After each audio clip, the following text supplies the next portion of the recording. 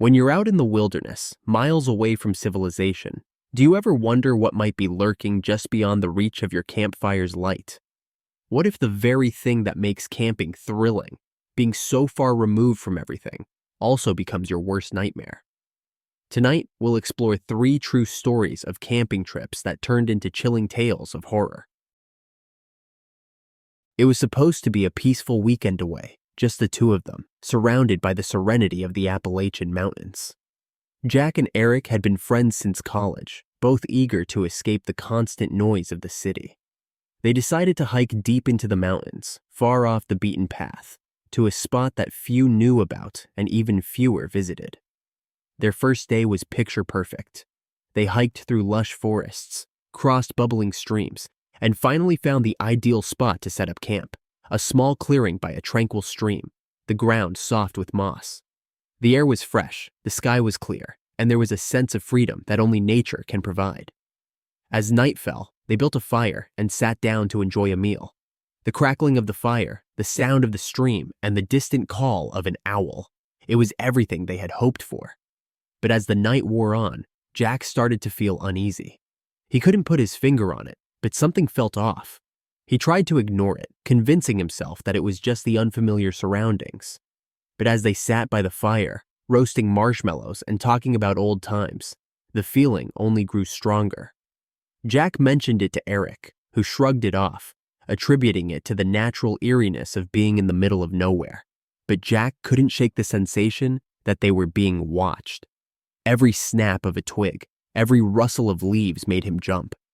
Eric tried to reassure him, but Jack's unease was palpable. It wasn't just paranoia. Something was out there, hidden in the shadows, watching them. They decided to call it a night and retreated to their tent. But sleep didn't come easily. Jack lay awake, listening to the sounds of the forest, every noise amplified in the stillness of the night. The wind rustled through the trees, and somewhere in the distance, a branch snapped. Jack held his breath, waiting, but nothing followed. It was just past midnight when Jack heard it, a faint, shuffling sound just outside the tent. His heart raced as he listened, trying to convince himself that it was just an animal, but the sound grew louder, closer, and then stopped, as if whatever was out there was standing just outside the thin fabric of their tent. Jack nudged Eric awake, whispering that something was outside. Eric groggily dismissed it, but the fear in Jack's voice was enough to get him to listen. They both sat in silence, straining to hear. The shuffling started again, moving around the tent. Jack's mind raced. What if it was a bear? Or worse, what if it was a person? Suddenly, there was a sound, a low, eerie whistle that sent chills down their spines. It was close, too close. Jack's heart pounded in his chest as he grabbed a flashlight and shone it toward the source of the noise. The light cut through the darkness, but revealed nothing, just trees and shadows. The whistling stopped, replaced by an ominous silence. The forest, usually alive with the sounds of nocturnal creatures, was deathly still. Jack and Eric sat frozen, barely daring to breathe. Minutes passed, each one feeling like an eternity. Finally, the tension broke as they heard footsteps, slow, deliberate, retreating into the forest. They stayed awake the rest of the night, too terrified to sleep, clutching the flashlight and a hunting knife. But whatever, or whoever, had been out there didn't return. At first light, they packed up their gear and hiked out of the forest as fast as they could, not stopping until they reached their car. They never spoke about that night again, but the memory haunted them for years. Who was out there in the forest, watching them? And what were their intentions? Some say it was just a vagrant. Others believe it was something more sinister. But one thing is certain. Whatever it was, it left a mark on them that they would never forget. Our next tale brings us to the remote forests of Oregon, where a group of college friends set out for a camping trip that would be their last before graduation. The group, consisting of 5 close friends, had been planning this trip for months. They wanted to make the most of their time together before life took them in different directions. They chose a secluded spot deep in the woods, miles away from the nearest trail. It was the perfect place to disconnect from the world, with no cell service and nothing but nature surrounding them. They arrived in the late afternoon, eager to set up camp and start their weekend adventure. As they explored the area, they stumbled upon something unusual, an old, abandoned campsite. The tents were still standing, though weathered and sagging. A rusty camp stove sat near a cold fire pit, and scattered around were various belongings, clothes, cooking utensils, even a few unopened cans of food. It looked as though whoever had camped there had left in a hurry and never returned. At first, they were curious, speculating about who might have camped there and why they had left so abruptly. But the longer they lingered, the more uneasy they became. The campsite felt wrong. There was an oppressive atmosphere, as if the very air was charged with tension. One of them, Sarah, found a journal lying half buried under a pile of leaves. The pages were yellowed and brittle, but the writing was still legible. It detailed the trip of another group of campers who had come to the same spot years before. At first, the entries were normal, notes about the weather, hikes, and meals. But as the days went on, the tone of the journal changed. The last few entries were disturbing. The writer described strange occurrences, unexplained noises at night, figures seen out of the corner of their eyes, and the growing feeling that they were being watched. The final entry was short and terrifying. "We are not alone. They're coming for us." After reading the journal, the group's excitement turned to dread.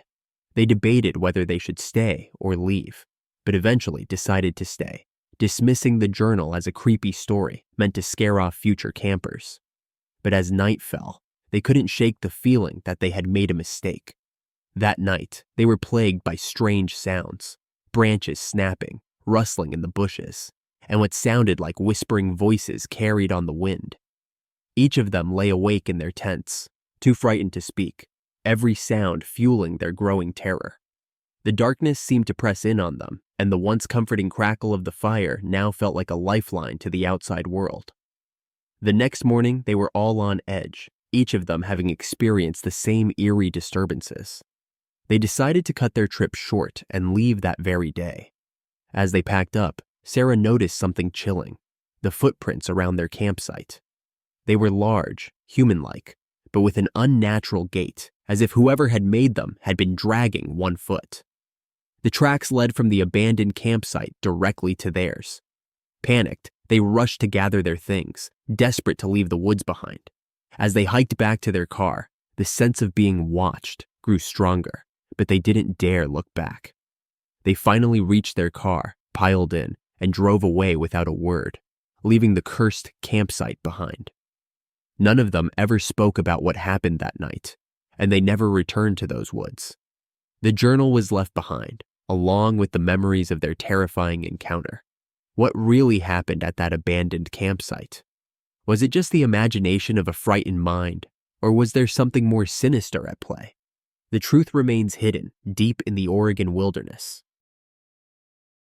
Our final story takes us to the dense forests of Washington state, where a solo camper named Sarah, an experienced outdoors woman, embarked on what she thought would be a peaceful weekend alone. Sarah was no stranger to the wilderness. She had camped and hiked in some of the most remote places in the country, but this trip would be unlike any she had ever experienced. Sarah had chosen a secluded spot deep in the forest, far from any trails or other campers. She wanted to truly disconnect, to spend the weekend with just her thoughts and the beauty of nature.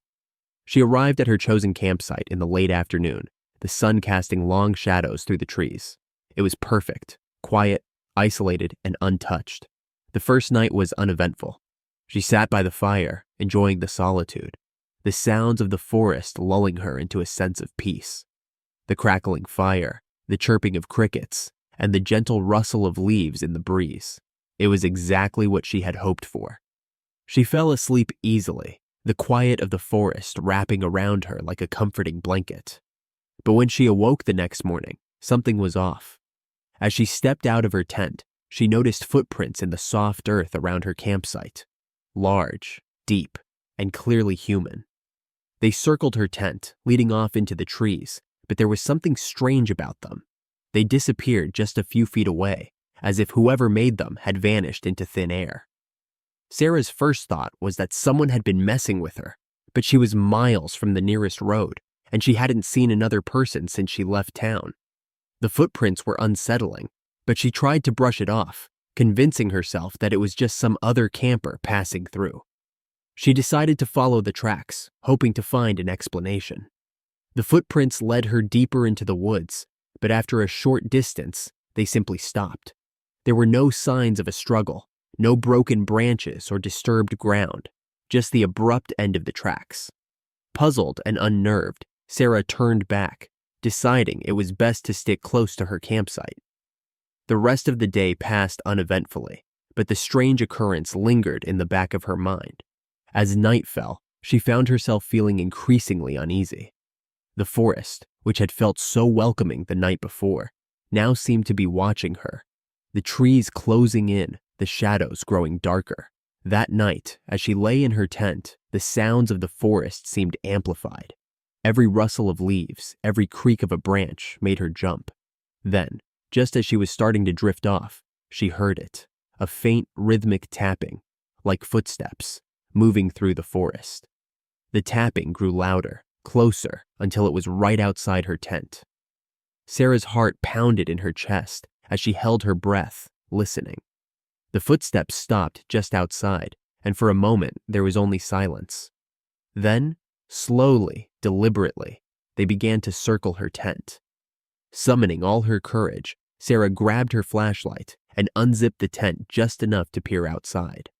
The beam of light cut through the darkness, revealing nothing. The footsteps had stopped, and there was no sign of anyone or anything. She quickly zipped the tent back up, her mind racing. Who or what had been outside? She didn't sleep the rest of the night, staying awake with her flashlight and a knife, listening to every sound. But the footsteps didn't return. When dawn finally broke, Sarah stepped outside to find the footprints again. This time they were fresh, leading away from her tent, but once again they disappeared into the forest after only a few feet. Shaken and exhausted, Sarah decided to cut her trip short.